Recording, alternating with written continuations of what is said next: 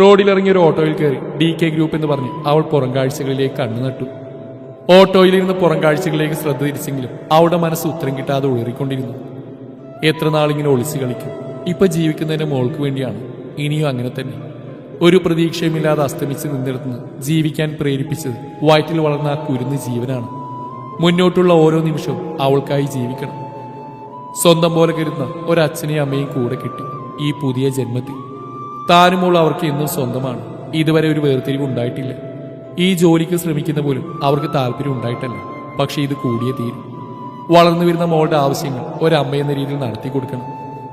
പലവിധ ചിന്തകളാൽ അവളുടെ മനസ്സ് പിടഞ്ഞുകൊണ്ടിരുന്നു. വണ്ടികളുടെ ശബ്ദം ഉയർന്നു കേൾക്കുന്ന അന്തരീക്ഷത്തിലും അവളുടെ കാതിൽ വേദു എന്നുള്ള വിളി മുഴങ്ങി കേട്ടു. അയൽവാസികളൊന്നും പരിചയപ്പെടാമെന്ന് കരുതി ട്രീസ് ഇറങ്ങി. സംസാരപ്രിയയായ അവർക്ക് എപ്പോഴും ആരെങ്കിലുമൊക്കെ അടുത്തു വേണം. കോളിംഗ് ബെൽ അടിച്ച് കാത്തിരുന്ന അവരുടെ മുമ്പിൽ ആ ഡോർ തുറന്നു. ആരാ? ഗൗരവത്തോടെയുള്ള ആ ചോദ്യം കേട്ടപ്പോൾ ട്രീസ താഴേക്ക് നോക്കി. പൊടിക്കുപ്പിയോളം പോകുന്ന ഒരു കൊച്ചു പെൺകുട്ടി. വെളുത്ത് പാലുപോലെ ഇരിക്കുന്നു. ഒരു ചെറിയ വൈറ്റ് ട്രൗസറും ബ്ലാക്ക് ബനിയനുമാണ് വേഷം.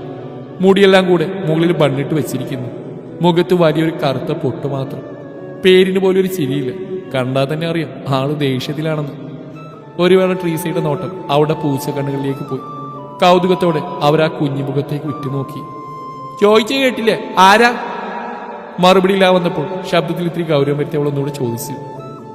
അകത്തേക്ക് കയറിയിട്ട് പറഞ്ഞാൽ മതിയാവോ? അവൾ നോക്കി ചിരിയോടെ പറഞ്ഞു.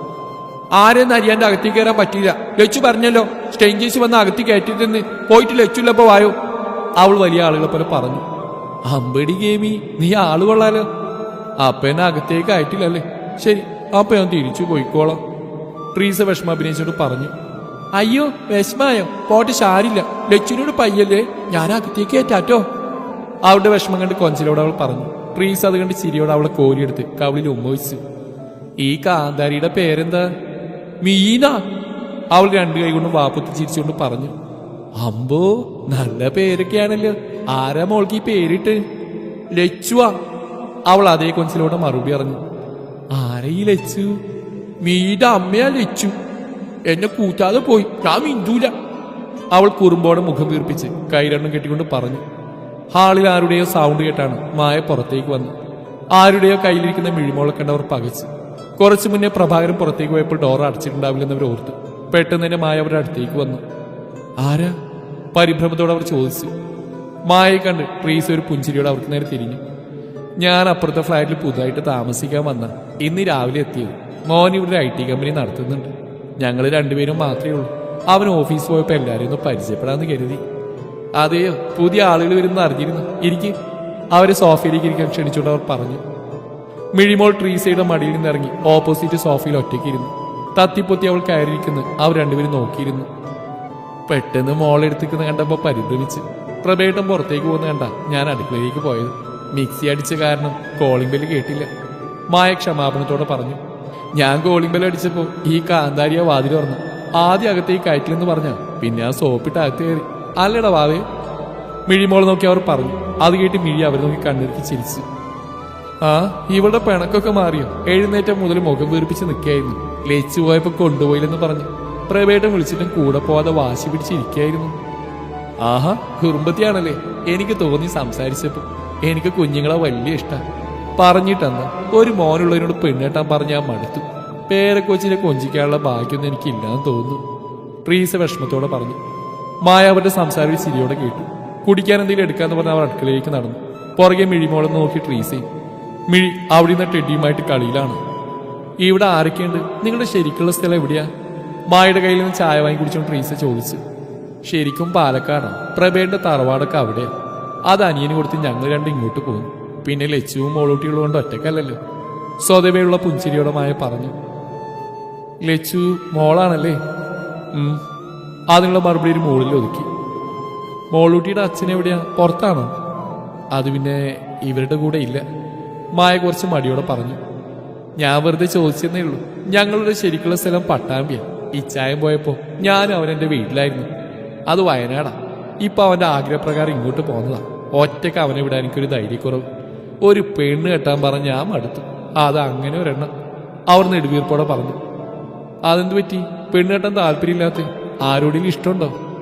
ഞാൻ ഈ ചോദ്യം അവരോട് ഒരു 100 തവണ ചോദിച്ചതാ. അപ്പോഴൊക്കെ പറയും അവന്റെ ഉള്ളിൽ നിറയെ ഒരു മാലാക കൊച്ചാണെന്ന്. എന്നാൽ വിളിച്ചിറക്കി കൊണ്ടുവരാൻ പറഞ്ഞോ പറയാം അതിലുള്ള സമയം കഴിഞ്ഞുപോയി. ഈ കാര്യം പറഞ്ഞാൽ ഞാനും അവനും തെറ്റും.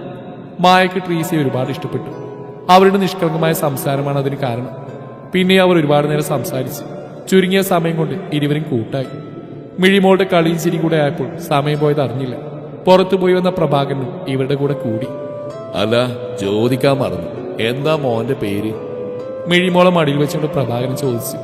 അത് കേട്ടൊരു ചിരിയോടെ ട്രീസ പറഞ്ഞു, ഡെന്നീസ് കളത്തിങ്കൽ. മുന്നിലിരിക്കുന്ന പെൺകുട്ടിയുടെ സിവിയിലേക്കൊന്ന് കണ്ണോടിച്ചുകൊണ്ട് ടെന്നീസ് നിവർന്നിരുന്നു. ആ പെൺകുട്ടിയാണെങ്കിൽ ഇതൊന്നറിയാതെ അവന്റെ ചോരയൂറ്റി കുടിക്കാൻ തിരക്കിലാണ്. 1-2 തവണ വിളിച്ചിട്ടും കേൾക്കാതായപ്പോൾ അവൻ ടേബിൾ ശക്തിയായിട്ട് ആഞ്ഞടിച്ചു. സർ, അവൾ വിക്കിക്കൊണ്ട് വിളിച്ചു. What nonsense! താനിത് ഏത് ലോകത്താ? ഇത്രയും ഇറസ്പോൺസിബിൾ ആയിട്ടാണോ ഒരു ഇന്റർവ്യൂ അറ്റൻഡ് ചെയ്യുന്നത്? അറ്റ്ലീസ്റ്റ് ഇവിടെ നിന്ന് ശ്രദ്ധിക്കാനുള്ള കോമൺ സെൻസ് കാണിക്കണം. You may go. അവൻ കയ്യിലിരിക്കുന്ന ഫയൽ തിരിച്ചെടുക്കൊണ്ട് പറഞ്ഞു. Sir, I am sorry, please ഒരു ചാൻസ് കൂടെ. അവൾ ആവശ്യത്തിലധികം വിനയം വാരിയതിനെക്കൊണ്ട് പറഞ്ഞു. നോ, കൂടുതലൊന്നും പറയണ്ട, പ്ലീസ് ലീവ്. അവൻ കേൾക്കാൻ താല്പര്യമില്ലാത്തവരെ പറഞ്ഞുകൊണ്ട് അടുത്ത CV എടുത്തു. തലകുമ്പിട്ട് പോകുന്ന ആ പെണ്ണിനെ നോക്കിയൊന്ന് പൂച്ഛിച്ചിട്ട് അവൻ കയ്യിലിരുന്ന ഫയലിലൂടെ കണ്ണുകൾ ഓടിച്ചു. അതിൽ പതിഞ്ഞിരിക്കുന്ന പേരിലൂടെ പലതവണ അവന്റെ കണ്ണുകൾ പാഞ്ഞു. വേദലക്ഷ്മി. അവൻ ആ പേര് ഉരുവിട്ടു. പ്രിയപ്പെട്ടതെന്തോ അടുത്തെത്തിയ ആവേശത്തിൽ അവൻ തലയുയർത്തി ഡോറിലേക്ക് നോക്കി. അതേസമയം തന്നെയാണ് ഡോർ തുറന്ന് ലച്ചു അകത്തേക്ക് കയറിയത്. കൺമുമ്പിൽ കണ്ടത് സത്യമാണോ മിഥ്യയാണോ എന്ന് മനസ്സിലാവാതെ അവൻ ഇരുന്നിടത്ത് തന്നെ എഴുന്നേറ്റു. തല ഉയർത്തി നിൽക്കുന്ന ലച്ചു മുന്നിൽ നിൽക്കുന്ന അവനെ കണ്ടപ്പോൾ പകച്ചുപോയി. ഒരിക്കലും വിചാരിച്ചിരുന്നില്ല ഇങ്ങനെ ഒരു കൂടിക്കാഴ്ച. കാലുകൾ തളർച്ച ബാധിച്ച പോലെ അവൾ ഡോറിൽ താങ്ങി. മുഖത്തും കഴുത്തിലും വിയർപ്പ് തുള്ളികൾ ചാലിട്ടൊഴുകി. നിറഞ്ഞു തുളുമ്പറായ കണ്ണുകൾ ഉയർത്തി അവൾ അവനെ നോക്കി. വിറക്കുന്ന അതിരങ്ങളിൽ നിന്ന് നേർത്ത നാദം പോലെ അവൾ മന്ത്രിച്ചു. ഇച്ചായൻ.